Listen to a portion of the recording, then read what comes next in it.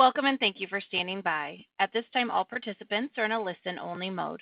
Today's conference is being recorded. If you have any objections, you may disconnect at this time. Now, I would like to turn the meeting over to Ms. Patricia Murphy with IBM. Ma'am, you may begin. Thank you. This is Patricia Murphy, and I'd like to welcome you to IBM's fourth quarter 2020 earnings presentation. I'm here with Arvind Krishna, IBM's Chairman and Chief Executive Officer, and Jim Kavanaugh, IBM's Senior Vice President and Chief Financial Officer. We'll post today's prepared remarks on the IBM Investor website within a couple of hours, and a replay will be available by this time tomorrow. Some comments made in this presentation may be considered forward-looking under the Private Securities Litigation Reform Act of 1995. These statements involve factors that could cause our actual results to differ materially.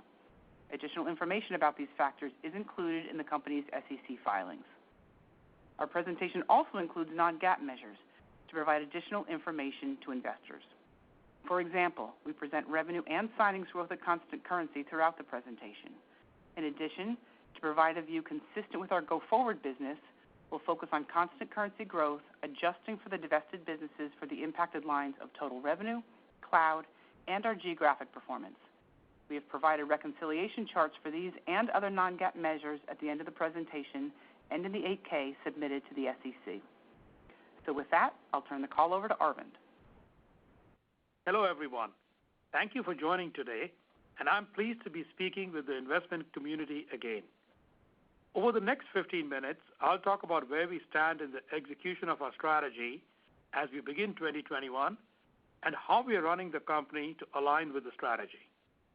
I'll provide a perspective on the current environment and our results. Then, in the spirit of being as transparent with you as possible, I will speak to our expectations for the next 2 years. Jim Kavanaugh will then cover the quarter, give more detail on the separation process for our managed infrastructure services business. I've also asked Martin Schroeder to join us to make a few comments as the recently named CEO of this business. Jim will conclude with additional color on our 2021 expectations, and then Jim and I will take your questions. I'd ask you to please bear with us if we go slightly longer than usual on this call. When I was appointed CEO in April, I laid out my approach to growing the value of the company, which is straightforward. We will significantly increase our focus on our hybrid cloud and AI capabilities, the two most important transformational journeys for our clients. In the 9 months since then, we have taken a series of important actions to redefine our future as a hybrid cloud platform and AI company. This is where we are focusing the bulk of our efforts, time, and investments.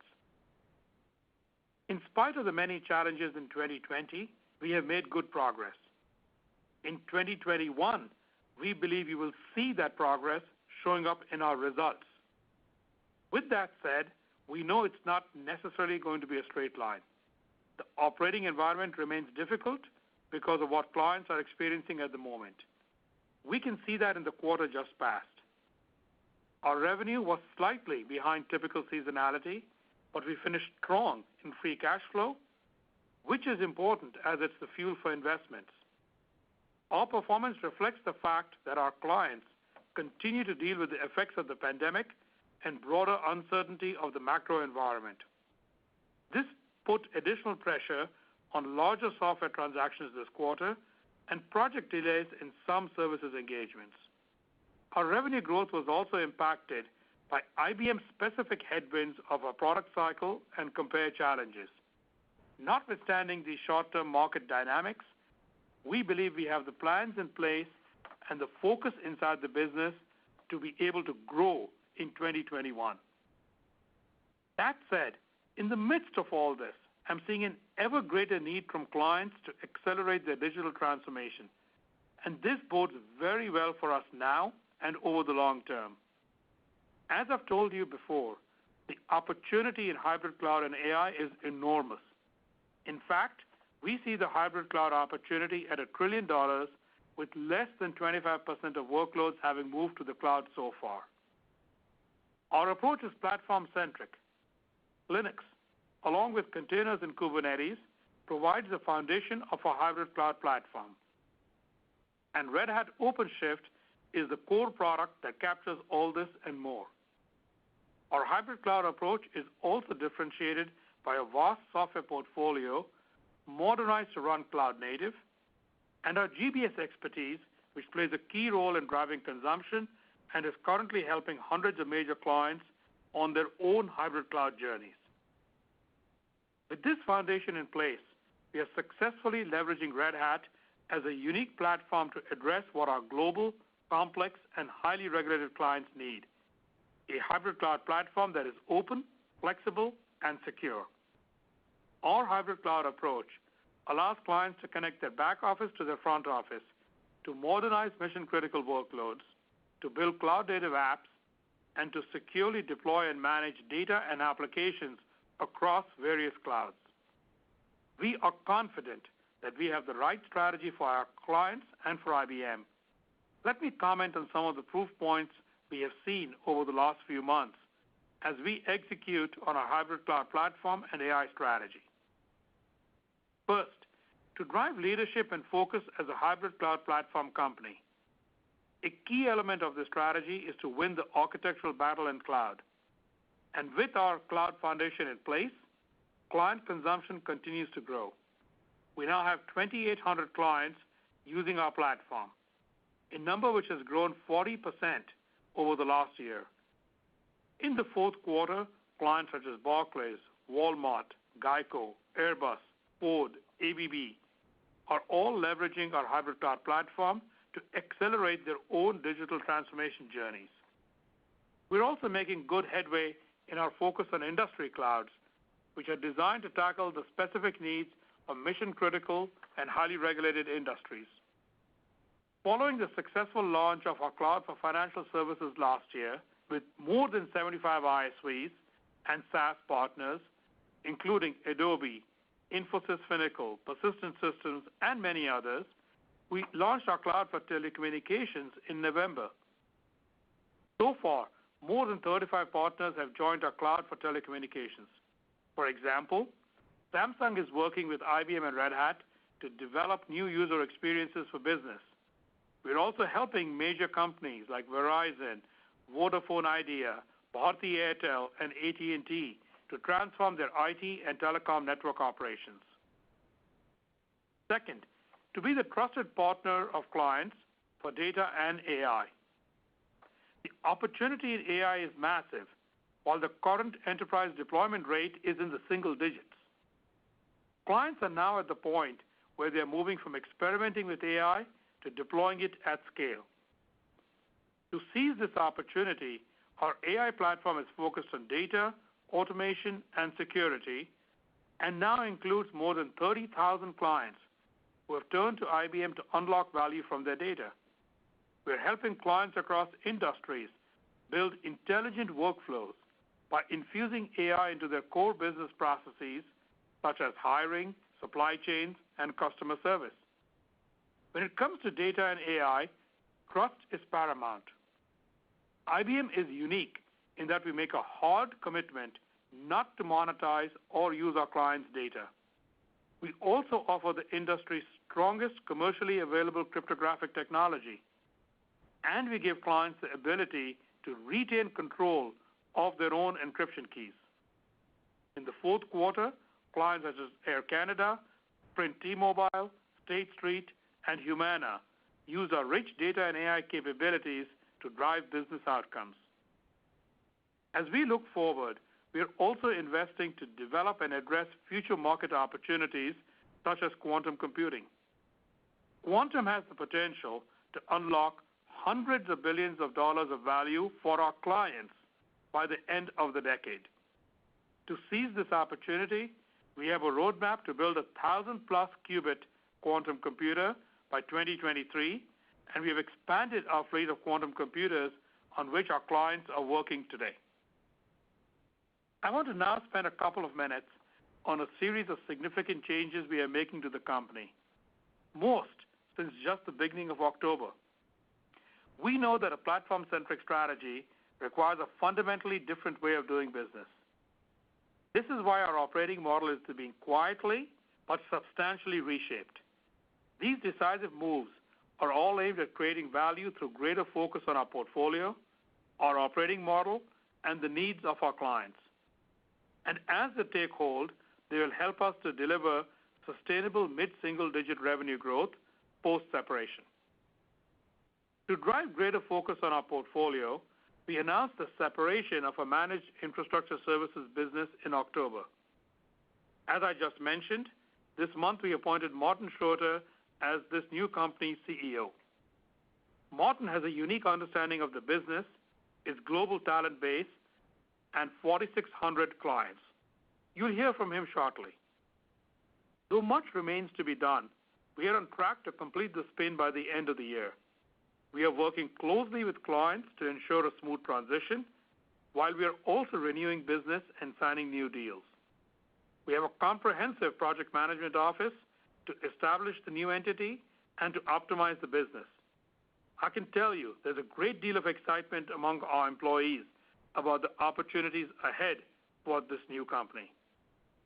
To strengthen our hybrid cloud and AI portfolio, we have announced 10 acquisitions since I became CEO and 7 acquisitions just since October. This includes 5 in global business services, which add skills to help our clients with their journeys to cloud. Red Hat's first acquisition is part of IBM that adds cloud-native security capabilities for OpenShift. Our investments in organic and inorganic growth and in our people will continue to be sharply focused on both hybrid cloud and AI.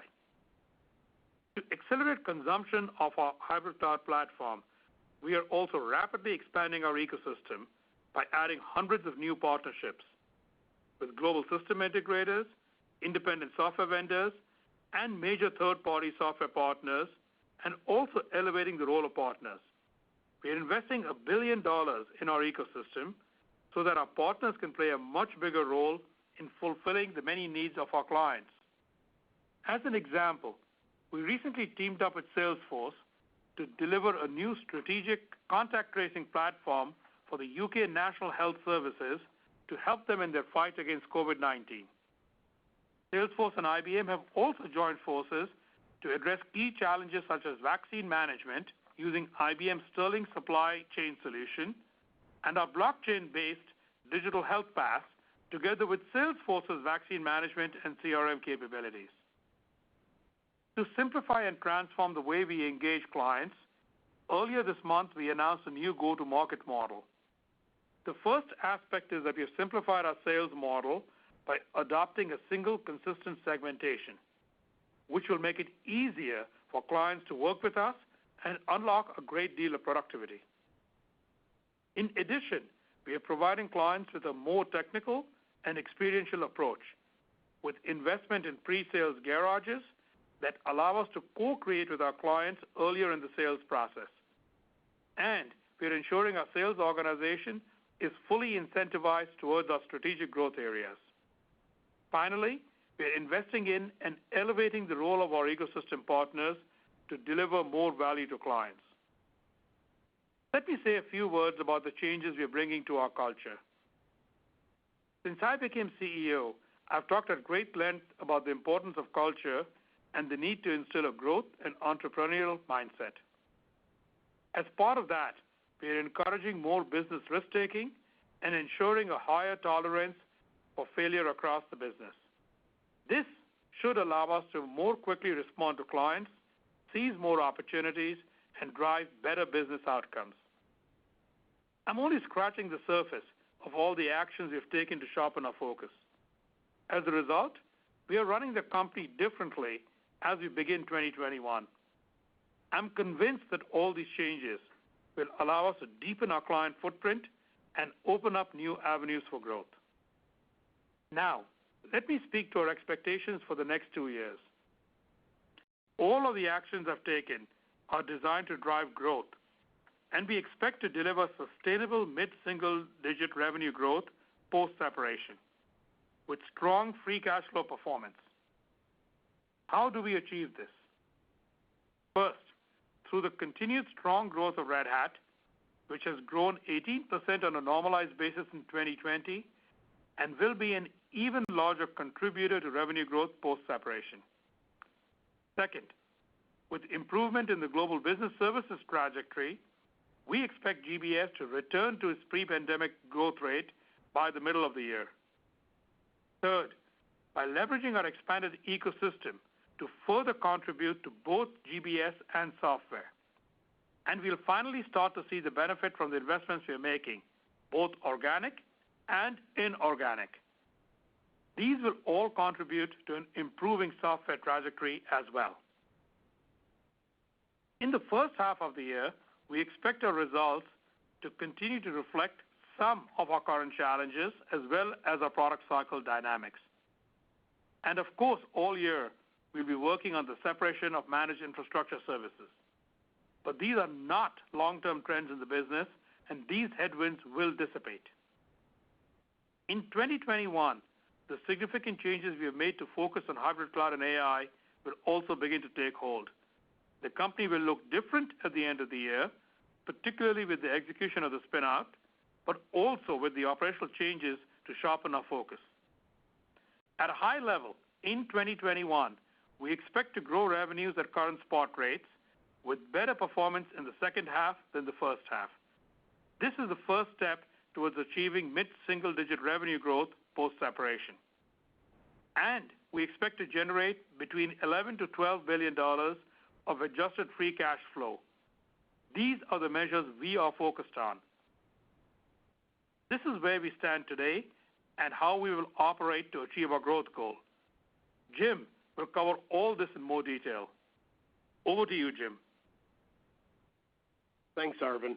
I'll go through our performance and then wrap up with a perspective on how the actions we've taken in 2020 position us to deliver on these financial objectives. In the fourth quarter, we delivered $20.4 billion of revenue. We expanded our gross profit margin with a significant charge for structural actions that improve our go-forward position. We reported operating earnings per share of $2.07. We generated free cash flow of $10.8 billion for the year, and we have strong liquidity with a cash position of over $14 billion. The fourth quarter is our seasonally largest transactional quarter, and I'll remind you that a year ago we had a very strong software performance and our first full quarter of Z15 availability. We knew that given our product cycle dynamics and the pressure from the current environment, that the fourth quarter of 2020 would be our most challenging in terms of year-to-year revenue performance. 90 days ago, we expected revenue and operating earnings per share to be in line with historical third to fourth quarter seasonality. In 2020, our fourth quarter revenue came in slightly below our typical seasonality, while EPS was at the higher end of the historical range before the charge for structural actions. And we had a good finish to the year in free cash flow. The challenging environment we've seen since March continued, with a shift in clients' buying behaviors and priorities. Given the level of macroeconomic uncertainty, more clients tended to move toward shorter duration engagements, impacting our software revenue. But we did have a good IBM Z performance relative to where we're at in our product cycle. We also continue to see good demand in offerings that support our clients' digital transformations, and we're driving strong adoption of our hybrid cloud platform. Arvind mentioned we now have 2,800 clients using our hybrid cloud platform. For perspective, that's more than 1,000 new enterprise clients since we acquired Red Hat. Red Hat continued its strong performance with normalized revenue growth of 17%. That's slightly higher than the third quarter rate, driven by subscription growth. Strong subscription bookings contributed to over 20% backlog growth, and the Red Hat backlog is over $5 billion for the first time.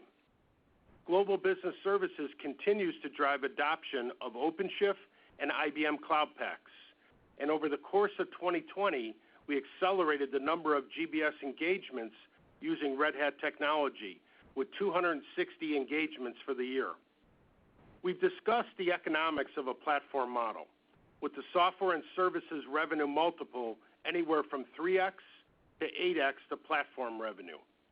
Our full stack cloud capabilities, from infrastructure up through our cloud services, generated over $25 billion of cloud revenue in 2020, which is up 20% over the prior year. IBM is a high-value business, generating ample profit and free cash flow to invest for future growth and support our dividend policy.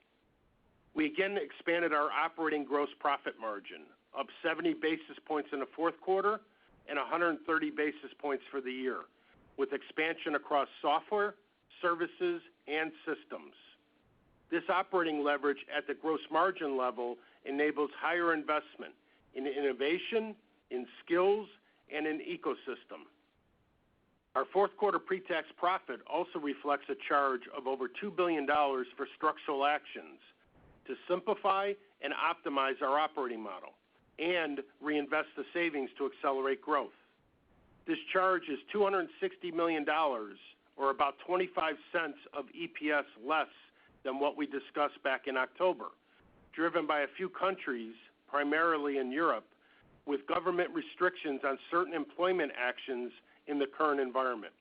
This charge did not have much impact on our fourth quarter cash flow, and we generated over $6 billion of free cash flow in the quarter and $10.8 billion for the year. Our free cash flow performance in 2020 was driven by working capital improvements and contribution from Red Hat, net of related interest. This was offset by increases in net capital expenditures to scale our cloud infrastructure and workforce rebalancing payments from previous actions. We continue to have high free cash flow realization, which was well above 100% as expected. We ended the year with a cash balance of $14.3 billion, which is up over $5 billion, while our debt was down $1.4 billion, with $4.5 billion of debt maturities in the fourth quarter. Now, let me turn to the segments, starting with Cloud and Cognitive Software. Revenue was down 7% in the quarter, and gross margin was up 20 basis points. This year has proven to be a challenging transactional environment, especially in the fourth quarter, which is our largest transactional base. As I said, we had particularly strong software performance a year ago, when revenue was up 10%. The fourth quarter of 2019 was the peak of our Enterprise License Agreement, or ELA cycle, which renew about every 3 years on average. With the uncertainty our clients are facing in the current environment, we're seeing many of them opt for shorter duration ELAs. This dynamic, in combination with the large seasonal volume of ELAs in the fourth quarter, pressured the fourth quarter software revenue performance. At the same time, our renewal rates for subscription and support improved this quarter. In fact, it was the strongest year-to-year increase in some time. This is evidence of our clients extending their commitment to our software solutions. In this environment, our hybrid cloud and AI solutions like Red Hat and Cloud Paks are resonating with clients. In cloud and data platforms, revenue was up 6%. Red Hat delivered double-digit growth in both infrastructure and app development and emerging technologies. We continue to gain share in both product areas, instantiating the importance of our hybrid cloud platform and the Linux foundation to our clients. Earlier this month, Red Hat announced plans to acquire StackRox, a leader and innovator in container and Kubernetes native security. This further enhances Red Hat OpenShift, the industry's leading enterprise hybrid cloud platform. Within cloud and data platforms, we're also building out our integration offerings, bringing AI-powered automation across the portfolio through key partnerships and new innovation. During the quarter, we acquired Instana, an application performance monitoring and observability company. We also expanded our partnership with ServiceNow to develop a joint solution around Watson AIOps, an IBM solution which helps enterprises to self-detect, diagnose, and respond to IT anomalies in real time. And we continue to enhance the Cloud Pak for automation, which grew at a strong double-digit rate this quarter. Our cognitive application revenue was down less than 2%. We had growth in security, fueled by our modernized Cloud Pak for security and services. This was offset by a weaker performance in solutions concentrated in industries more impacted by the current environment, like Tririga, which is focused on commercial real estate. As expected, our software performance was most impacted by transaction processing platforms. Clients' prioritization of OpEx over CapEx was amplified this quarter, with our strong seasonal mix toward transactional revenue and the ELA dynamics I just described.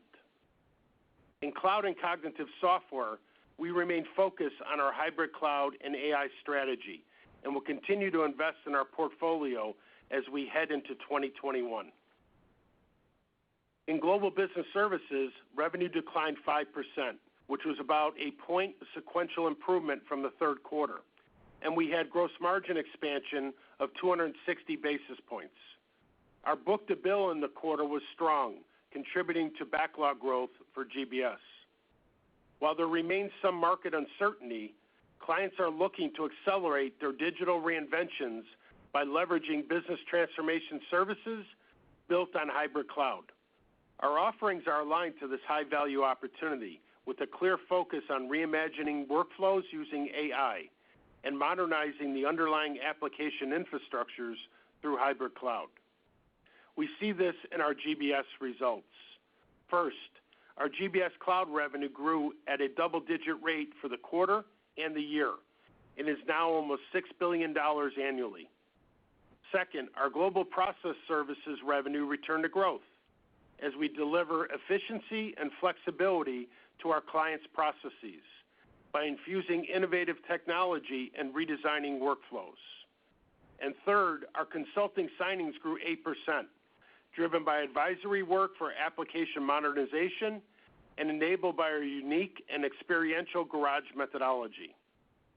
In application management, our performance reflects a continued shift from traditional on-prem services to building and managing cloud applications. Our incumbency in application management creates the opportunity and trust to be the partner of choice for their digital journey. This GBS incumbency plays an important role in driving adoption of Red Hat's hybrid cloud platform. As I mentioned earlier, our GBS Red Hat engagements accelerated through the year. We had 75 engagements in the fourth quarter with clients including BMW, Humana, Samsung Electronics, IKEA, and Costco. And similar to last quarter, approximately one-third of our quarterly Cloud Pak revenue resulted from GBS engagements. To continue this momentum, we are investing in ecosystems, resources, offerings, and skills. Arvind mentioned we have announced 5 GBS acquisitions in the last few months. Nordcloud and Taos provide cloud-native development, multi-cloud migration, and platform engineering solutions that advance our clients' cloud journeys. And 7 Summits, a leading Salesforce partner, Truqua, a leading SAP partner, and Expertus, a leading digital payments solutions provider, are collectively at the center of our clients' digital transformations. Finally, the investments we have made in our delivery capabilities, such as our innovative dynamic delivery model, have resulted in improved delivery quality, which are reflected in our Net Promoter Scores and our gross margin expansion. Turning to systems, revenue was down 19%, driven by product cycle dynamics, while our gross margin expanded 380 basis points. We saw the product cycle dynamics play out in IBM Z, Power, and Storage. Power revenue was down at a level consistent with last quarter, and storage revenue was also down, driven by high-end storage tied to the IBM Z cycle. IBM Z revenue was down 24% as we've wrapped on a strong growth in the fourth quarter last year when we were up 63%. 90 days ago, I mentioned that clients in sectors like banking and financial markets made purchases early in the cycle to manage through robust market volatility, while those in select other industries focused on cash preservation, elongating Z15 adoption. We've made up ground in the quarter and improved adoption in some of the lagging industries. IBM Z delivered growth for the year despite a second-half wrap on the product cycle and within a challenging environment. This reflects the importance of this high-value, secure, and scalable platform with cloud-native development capabilities. Based on this performance, we expect Z15 to be fairly consistent with prior cycles. And looking back over a longer period of time, our installed base of MIPS is over 3.5 times the level of a decade ago, with 60% of our installed base now in new workload areas like Linux. The systems portfolio continues to deliver critical and lasting value to our enterprise client base in support of our hybrid cloud strategy. Turning to GTS, while revenue was down 8%, we expanded gross margin by 70 basis points. We had strong contract renewals and added a number of new clients. As Arvind mentioned, at the beginning of October, we announced the spinoff of our Managed Infrastructure Services business into a separate public company, which we're referring to as NewCo for now. We are making good progress on that work and remain on track to complete by the end of the year. As we discussed in October, this process is complex and includes working with clients to ensure a smooth transition to NewCo as the world's leading infrastructure services provider, optimizing the business model to improve its financial profile, and executing upon the necessary financial, legal, and regulatory milestones to enable the transaction. I'll give you some additional color on each of these three areas. First, from a client perspective, we are deeply engaged with our clients that make up the $62 billion of backlog, and they are strongly supportive. We are seeing client confidence in NewCo's long-term value proposition to manage and modernize mission-critical infrastructures. This quarter, we had wins at clients such as Dutch Ministry of Defense, Fung Group, and Bankinter. In the fourth quarter, we signed 11 new logo deals, which is more than double the prior year and one of the highest in the last couple years. Our renewal rates of existing contracts this quarter were also at the higher end of our historical performance. However, while we had a strong pipeline as we entered the quarter, with the announcement, as expected, some negotiations were extended, resulting in some deals moving out of the quarter. Secondly, we are optimizing the NewCo business to have a leaner and more efficient operating model. We continue to take a disciplined approach to improving our margins and overall financial profile. As part of this, a considerable portion of the $2 billion charge for structural actions was for GTS. We also have taken steps to restructure existing contracts and further reduce activity in lower value offerings. These actions impacted our revenue performance this quarter, but contributed to the gross margin expansion of 70 basis points. All of this positions NewCo for an improved margin, profit, and cash generation profile. Lastly, NewCo has an unparalleled operational footprint. It has approximately 90,000 employees and operates in roughly 115 countries. And as you know, Managed Infrastructure Services is an integrated business, not only within IBM, but within GTS. We are executing on our detailed plan to achieve the milestones to create a standalone company. Today, we are working with works councils on employment terms, establishing NewCo's legal entities across the world, drafting the agreements which outline the ongoing relationship between IBM and NewCo, and developing audited financials. We expect the Form 10 to be available in the fall, at which time we will conduct investor outreach. We will continue to update our progress as we move through the year. This is a good place to pause and turn it over to Martin Schroeder, NewCo's new CEO. Thank you, Jim.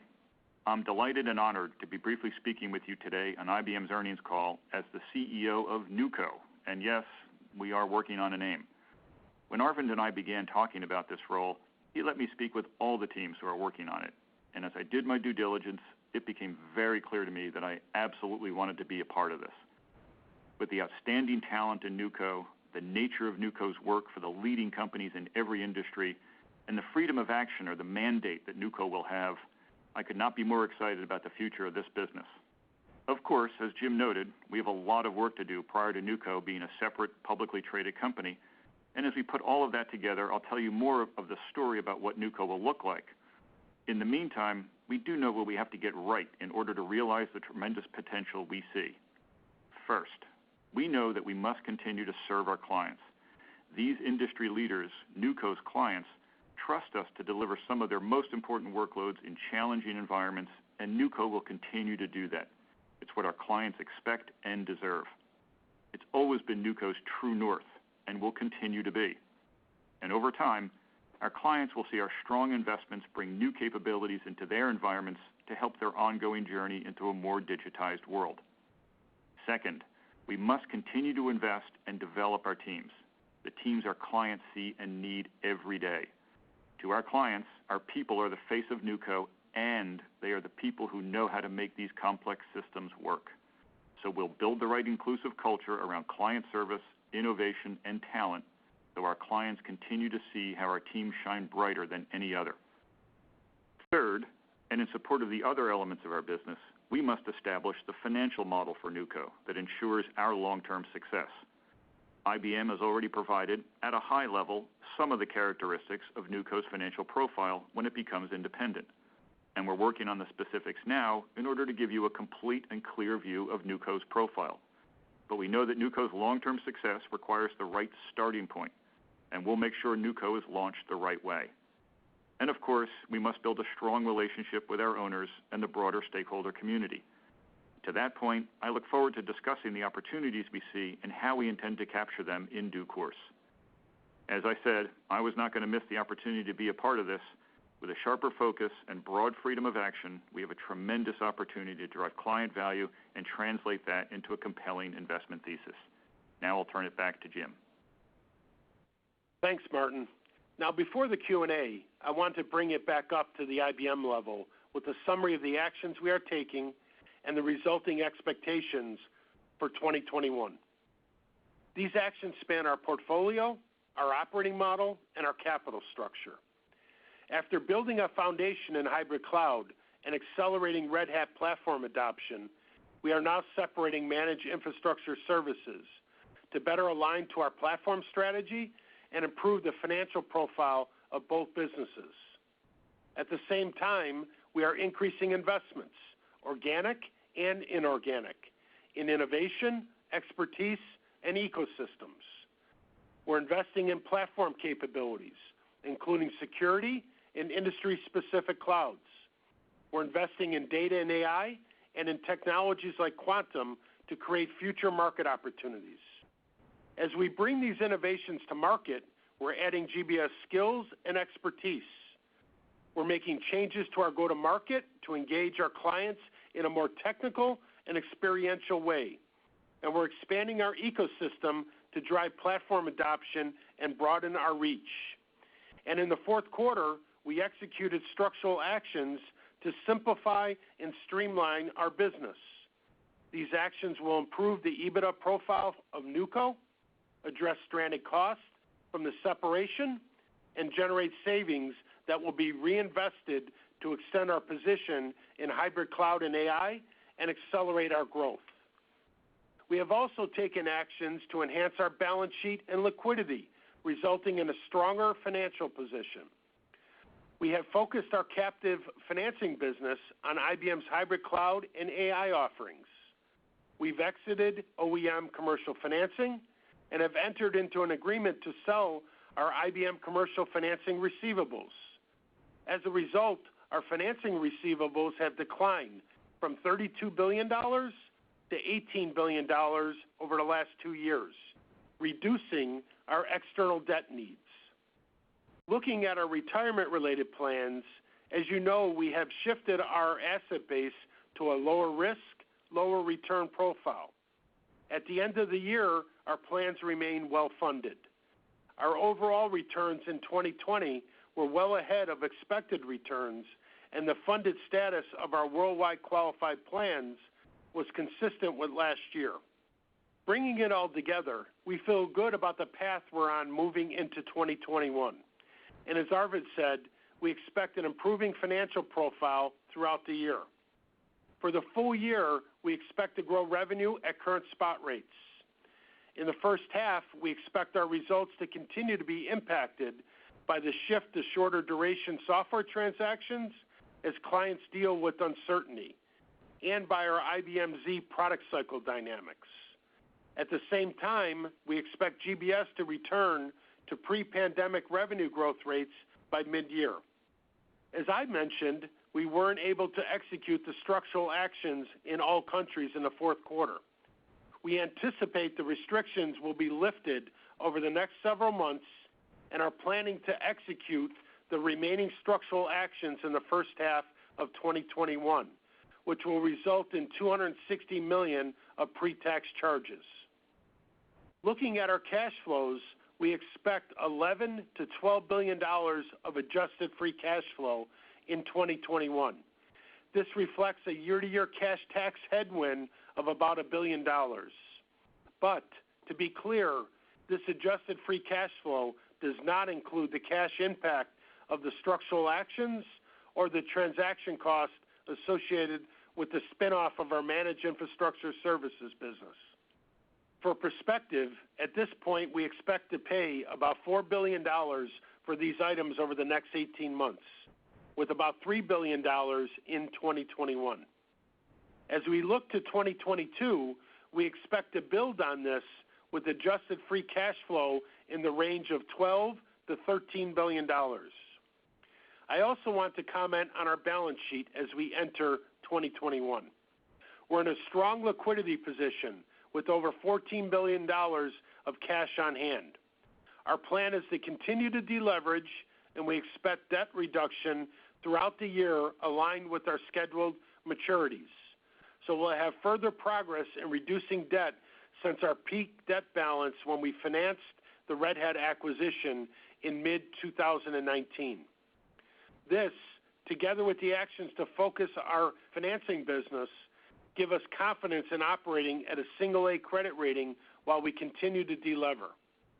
In sum, we expect to continue our progress as a leading hybrid cloud and AI company in 2021 with an improving financial profile.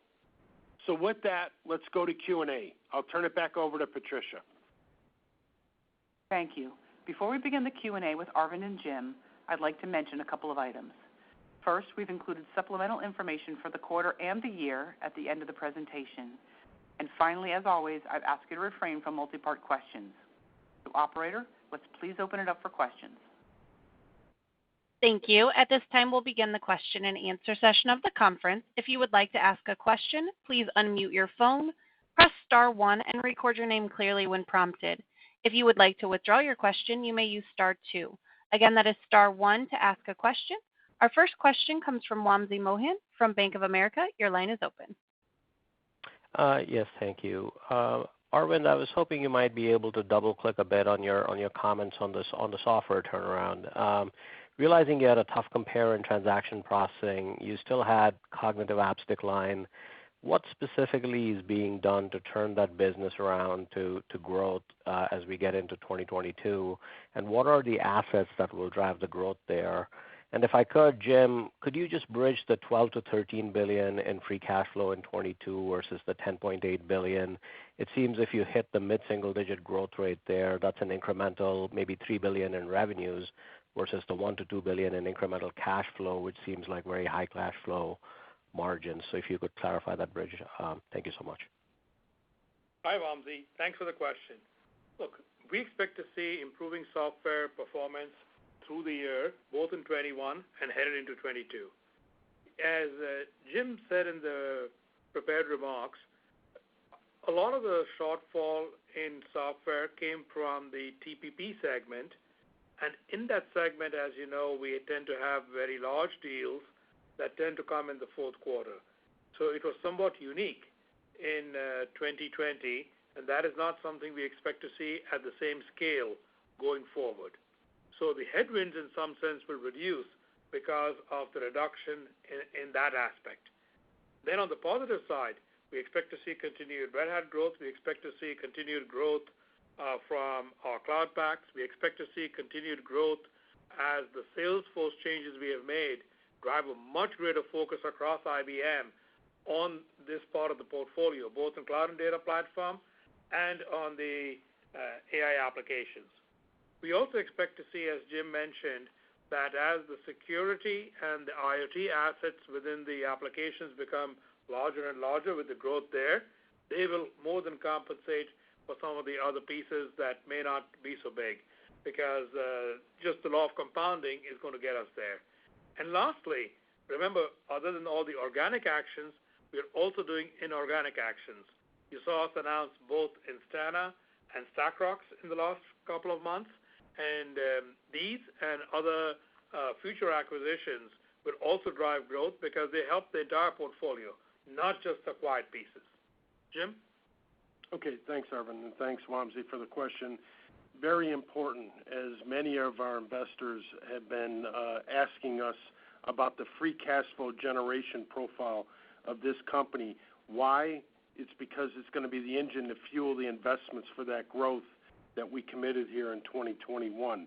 But let me take a step back, because I think it's important to understand, coming off of a strong finish on free cash flow in 2020, delivering $10.8 billion, 143% free cash flow realization.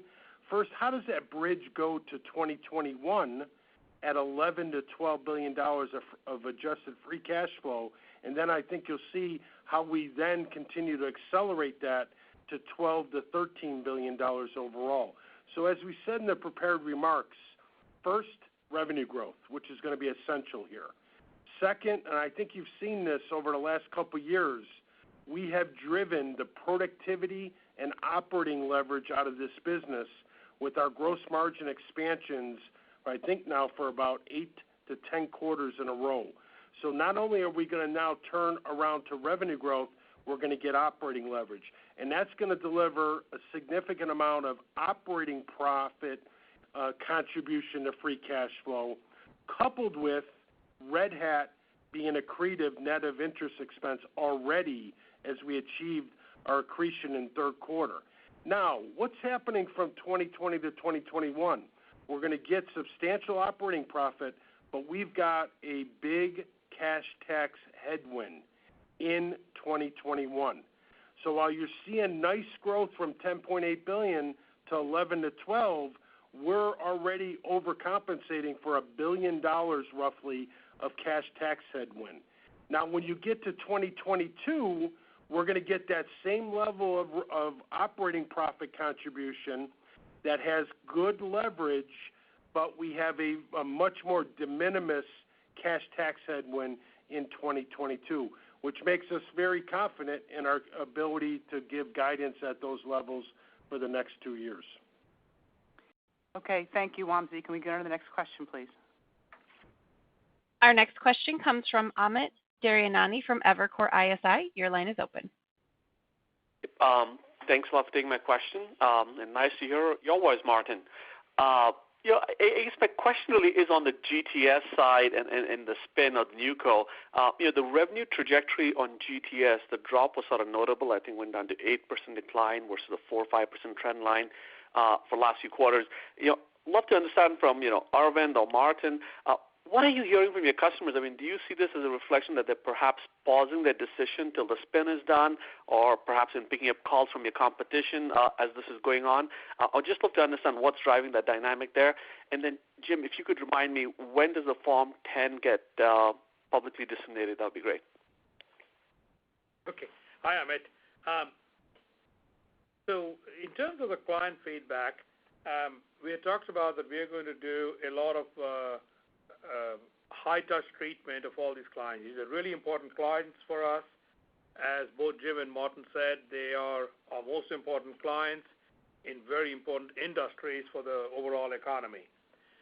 As we have talked to all of the clients, we have by and large gotten very positive feedback. Over 98% of them are quite satisfied with our description of what will happen, both in terms of their contracts, the service they'll get from us, and the assured guarantee of access to technical resources, both from the new company, and from IBM over time. As that plays through, we see that, as Jim mentioned, he touched on it very briefly, we do measure how our clients think of us. We call it Net Promoter Score measurements, and we are seeing that those have gone up, not down. So we feel comfortable that the clients will go through it. Now, all that said, maybe a few clients are going to pause on certain project elements given their own business. And so in the GTS business, clients are allowed to dial volumes up a little bit or down a little bit based on their own performance. That is built into these contracts.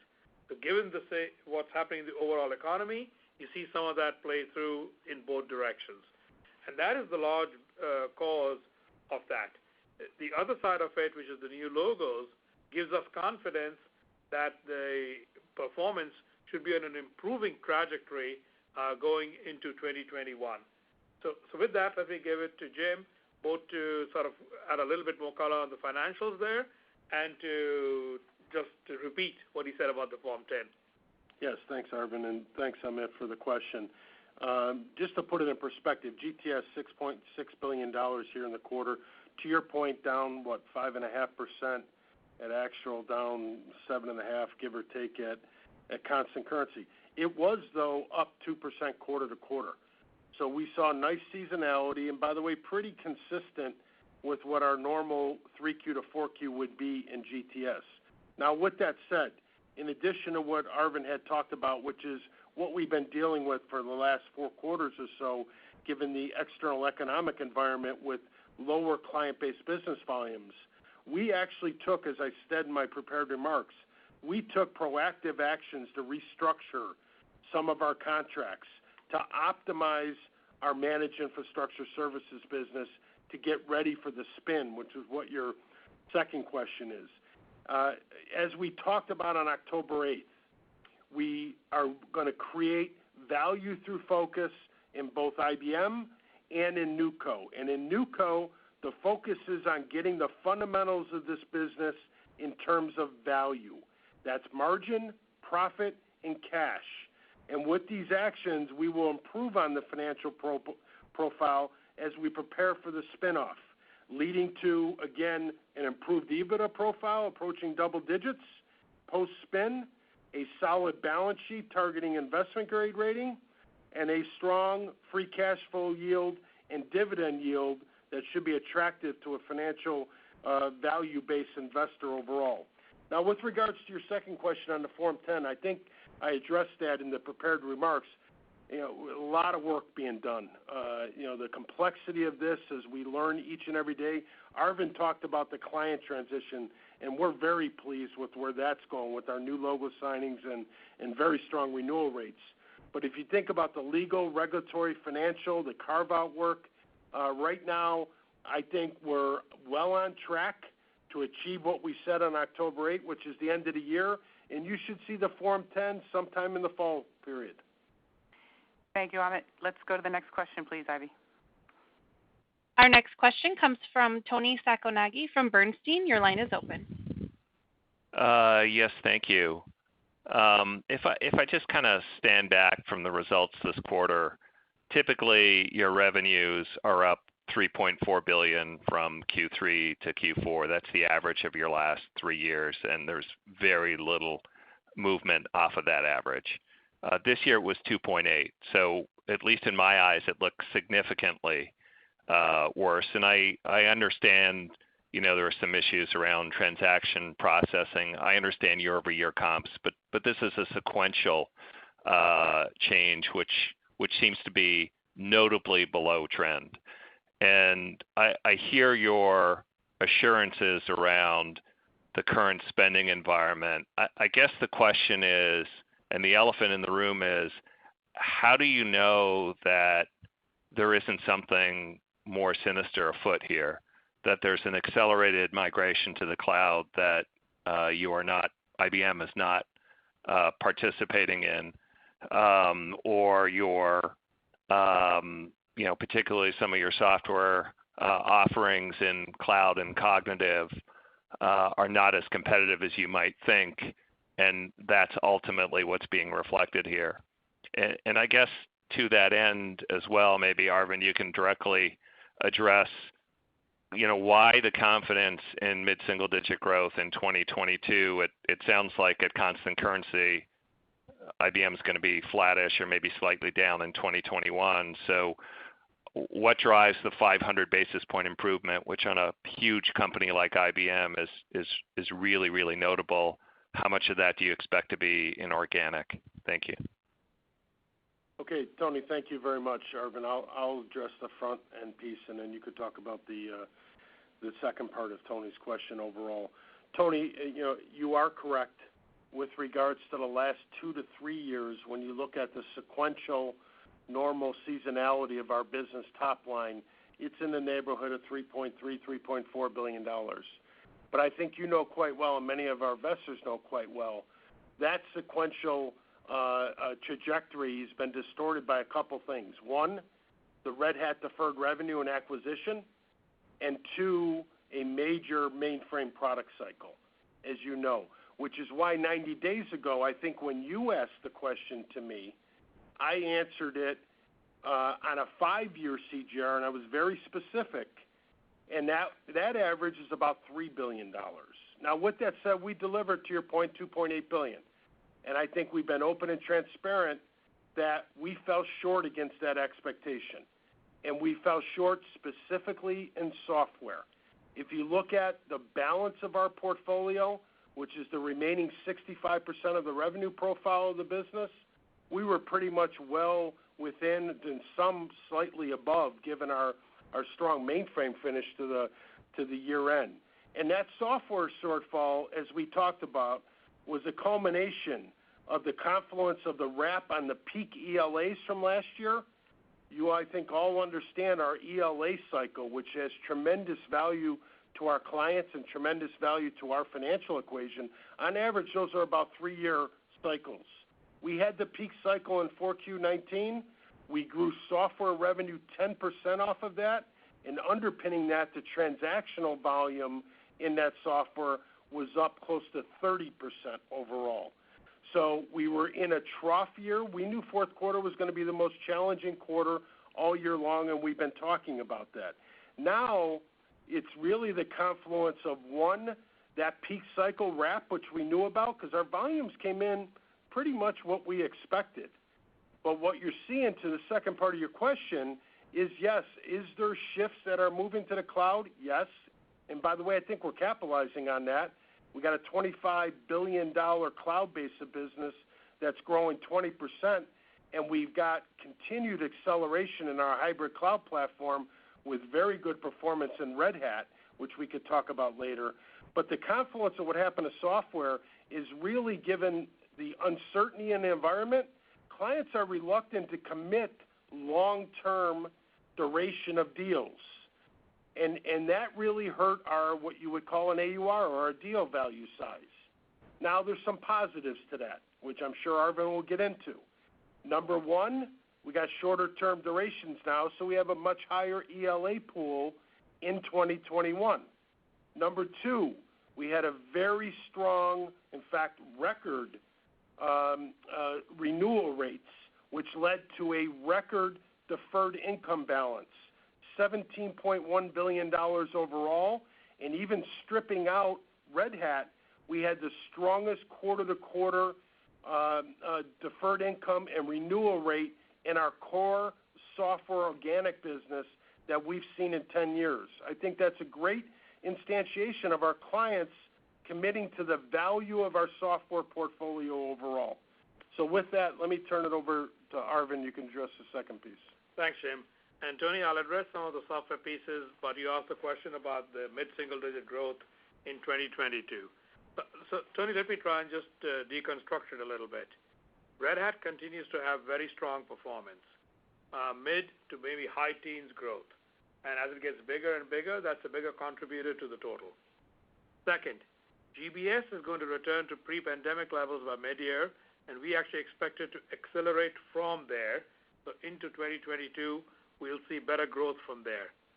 In systems, as you know, we are not going to see the product cycle dynamics as headwinds, but as tailwinds going into 2022, albeit the absolute numbers are not necessarily that big.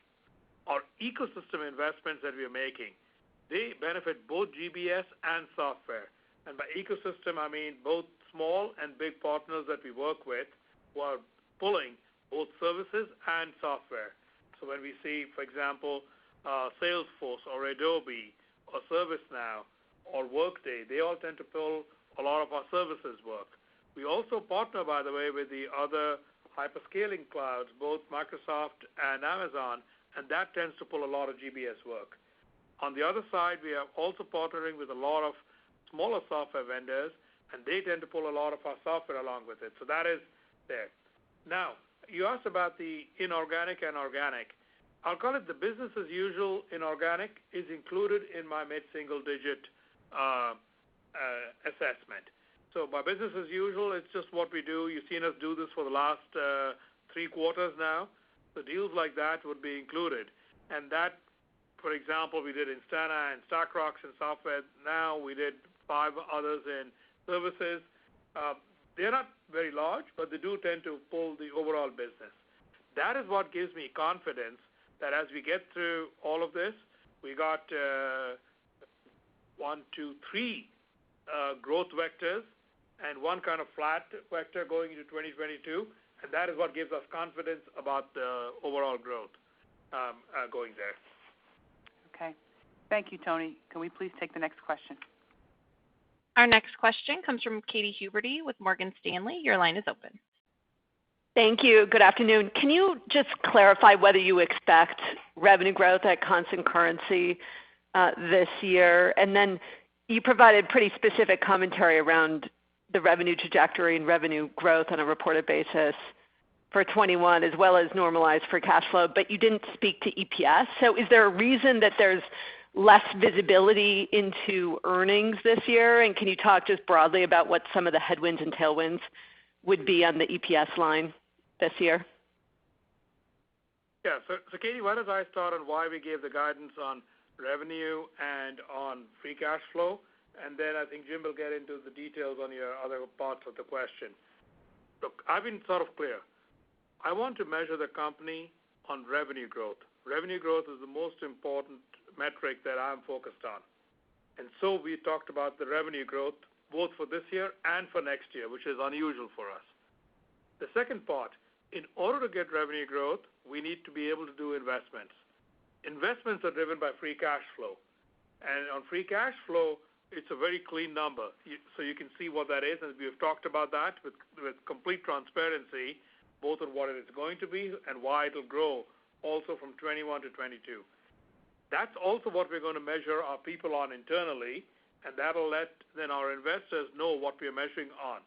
So that's why those are the 2 numbers that we are focused on driving. That's the numbers we're focused then on giving you, so you can hold us accountable to those. Jim? Okay, and Katie, let's talk a little bit about the revenue profile. I think Arvind just answered the 2 metrics. And by the way, I could tell you we've flipped the whole operational management system. Arvind spent a lot of time about the operating model changes, the actions he's taken on how we drive signposts, milestones to deliver on those 2 fundamental objectives, which, by the way, after the 3rd quarter, Arvind and I did an extensive outreach to many of our investors, and we got unanimous feedback on what those 2 measures should be, which is sustainability of revenue and operating free cash flow to fuel the investment overall. But let's talk about revenue. So we talked about growth at current spot rates. You see in the supplemental charts, you see where the U.S. dollar has weakened. Right now at current spot rates, we expect the full year somewhere around 2 points of a tailwind overall. Pretty unique position on where we've been for the last 10 years. But underneath that, we did say that we expect the fundamentals of the business trajectory across our segments to improve, first half to second half. And that is going to be important because to an earlier question, that acceleration has to position us for an exit velocity to get into 2022 around having a credible path for mid-single digit growth, which is what our objective is. I would tell you overall, we expect IBM RemainCo to grow, both at actual rates and at constant currency. So that trajectory overall should give you a perspective right off the bat about where we should end going forward. NewCo, given where we ended on our backlog, we see improving trends, but not getting back to growth. Because again, as I said earlier, we are focused on the fundamentals of that business, margin, profit, cash, and the strong EBITDA profile to set it up with a investment-grade balance sheet to absorb and deliver a free cash flow yield and dividend yield overall. Underneath that, you can imagine our two growth engines Arvind talked about, software and GBS. And by the way, both of them we see growth accelerating throughout the year, software being driven by strong Red Hat. Red Hat, as we talked about, we exited over $5 billion of backlog. $2.8 billion of deferred revenue. We already replenished more than what we acquired pre-acquisition. And by the way, that backlog of $5 billion is growing mid-20s. So the acceleration coming off the trough in third quarter up 16, we just posted plus 17. That should continue to accelerate as we move through. And then GBS, we exited our backlogs up. Our signings of small deals were up nicely and accelerated from 3Q to 4Q. We got acquisitions we're going to continue to scale. Our book-to-bill exiting fourth quarter was 1.3, the strongest it's been in a long period of time. And we've got a nice backlog revenue run out in 21 that shows that acceleration, which gives us confidence that we can get back to pre-pandemic growth as early as the mid-year. Okay, thank you, Katie. Ivy, could we please take the next question? Our next question comes from Matt Cabral with Credit Suisse. Your line is open. Yeah, thank you. I want to build on those last comments around GBS and just dig a little bit more. It looks like apps management was still the major drag, despite a little bit of an easier compare versus the third quarter. Just wondering if you could unpack what's going on underneath there, and going forward, just how we should think about the potential of some pull-through from Red Hat-related work. Is you guys like to replatform and modernize some legacy on-prem apps, and just bigger picture, the path back to growth for apps management and what that looks like from here. Yes, thanks, Matt. I'll take this one. To your question, application management services overall is an integral part of our overall hybrid cloud platform thesis. As Arvind talked about already, and we shared even the prepared chart, that platform has an economic equation that has a multiplier effect. And we talked about what for every dollar of platform, we get $3 to $5 of software, we get $6 to $8 of services, both IBM and even as we scale with our ecosystem partnerships that we've accelerated over the last 6 months, they get into that return also. But let's talk about AMS. We've been speaking about this for the last few quarters. There definitely is a secular shift. We know it, a shift from on-prem enterprise application component. Clients are prioritizing stability of applications in this environment, and we all know the reducing discretionary spend components. But there's a flip side to that shift that's happening overall, and that's exactly where you went, which clients are accelerating their digital transformation and journeys to cloud. And we participate in there. Look at GBS's cloud business. We exited the year with almost a $6 billion book of business, accelerating throughout the year. We finished the year up double digits overall, up 11%, and the AMS underneath that is up almost 10%. So a very big component of that is it's essential from a cloud transformation services as part of that hybrid cloud platform. Underneath that, what's driving it is application modernization work. That's where we participate in the full spectrum, from advise to build, to move, and to manage. The front end of that, advise and build, is predominantly a consulting-based play. Consulting's up nicely in our backlog, 17%. But as that journey continues, we'll start seeing AMS come back. And just a few data points for you. Number one, with that secular shift to the cloud, we are capitalizing, as I said, AMS up up 8% in our total cloud book of business, we returned AMS back in total to signings growth in the quarter. Our backlog improved 5 points quarter to quarter. And to the heart of your question, 80% of our Red Hat and Cloud Pak placements are AMS incumbency enterprise clients. So it has tremendous value in leveraging that overall, and which is why we think it's essential to have a differentiated value proposition for our hybrid cloud platform. Thank you, Matt. Can we please take the next question? Our next question is from Tien-Tsin Huang from J.P. Morgan. Your line is open. Thanks for extending the call for us here. I think Katie asked about EPS. I'm not sure if I heard in your answer. Any call-outs on EPS cadence first half versus second half beyond the $260 million in charges and normal seasonality? I know you're not giving formal guidance, but I thought I'd ask anyway. But on the revenue side, just thinking about, I know you've said a lot again on revenue, but if you're looking at revenue growth for fiscal 21, I know you talked about revenue growth in fiscal 20, but of course COVID hit and the world changed. So how is your outlook this year for growth different from this time last year in terms of your conviction? I heard some of the drivers, but just really here asking about conviction and visibility. Hi, Tien-Tsin. So maybe let me start about the conviction on revenue growth. So look, from what we can see, compared to what we saw last year, which is why we did not provide guidance in 2020, or rather we pulled guidance back in April, we feel that the economy, while there is uncertainty, is certainly better than it was last year. So we don't expect to see anything worse compared to last year. If anything, we talked about the second half being better because we expect as we get through that there is going to be more demand. These projects are going to go forward.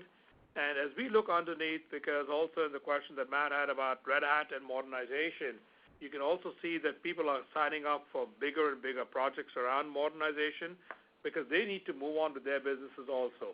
There's only so long that you can belt tighten and not come out worse. So they're sort of getting past their belt tightening, we think, somewhere in the next 6 months. So that is why we have a lot more conviction, and that is why you heard Jim talk about the color from first half to second half, and going forward into 2022 of an increasing trajectory.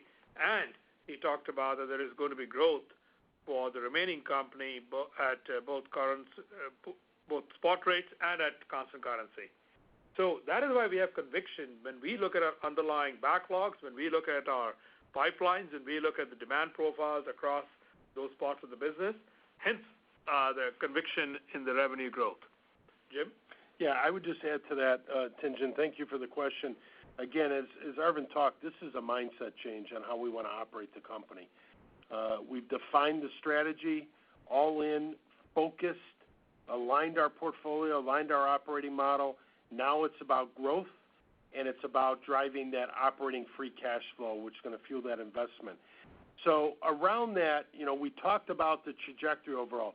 First of all, I should have mentioned, as you could see in the supplemental chart, although we said revenue growth at current spot rates, you see that that's predominantly a first half discussion. It's about 3 to 4 points of tailwind in the first half, and that dissipates quickly in the second half overall, which is why the fundamentals of the underlying business by segment will have to improve, and we expect it to improve as we move through the year. The other thing I will tell you, underpinning, it's a fair question.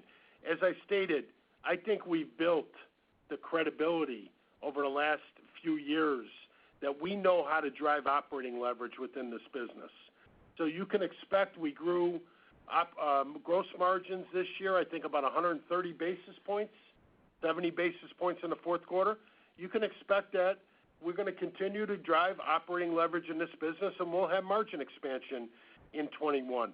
And second, the other variable that you always ask me and we talk about and we try to be very transparent underneath it is our tax rate. And while, we operate in 100-plus countries around the world, the geographic product mix can impact that dramatically. Tax structures, audits, et cetera, can change it. From our perspective, we finished fourth quarter at, I think 10.4 from an operating tax rate. Pretty consistent, by the way, of third quarter, and pretty consistent last year.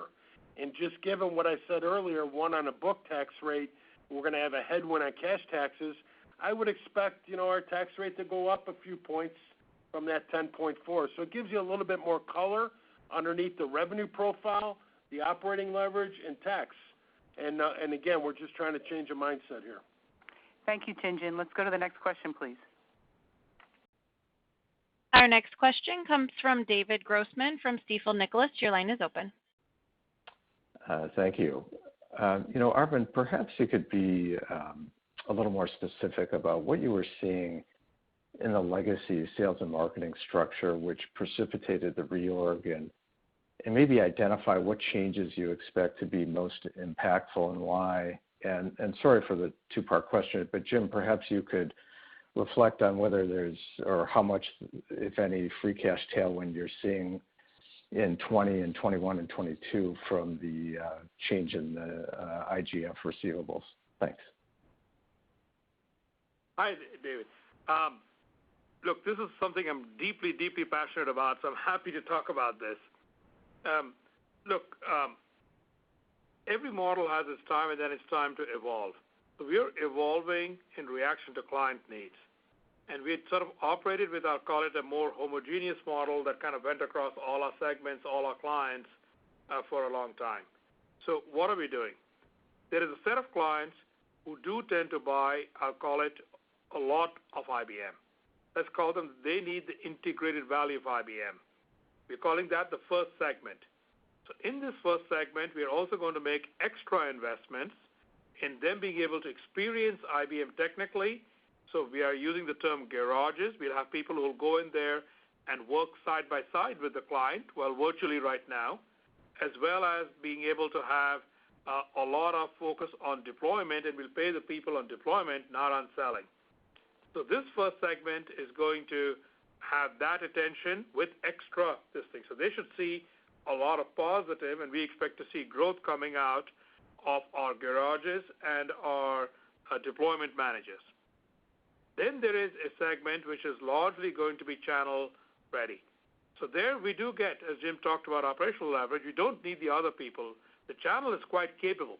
So I'd rather put more money into the channel and work with them to go after that. That's the other end of the spectrum.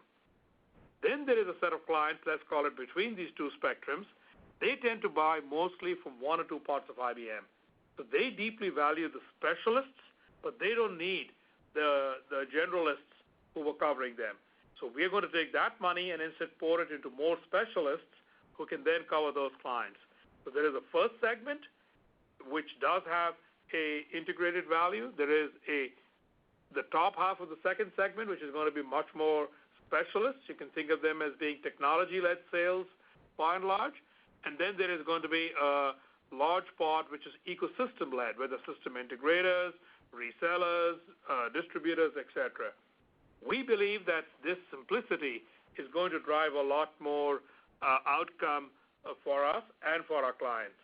And by the way, we are also going to ensure that this is the structure that all parts of IBM have.